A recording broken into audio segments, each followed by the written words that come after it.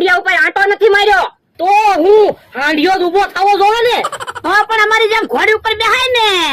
મને થોડી ખબર હતી મારા વજન થી હાંડિયો ઊભો નહીં થાય. તો પણ પેલા વજન ઘટાડો પછી હાંડિયા ઉપર બેહજો. હા ઈ હાસુ. હાલો હવે આમ જવી. હાલો હાલો.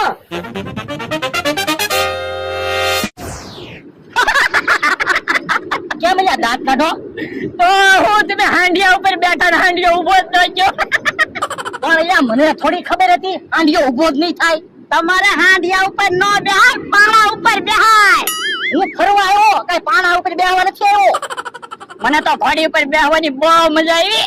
મને તો ઘોડી પસાડે. તમને ઘોડીએ પસાડ્યા હોત ને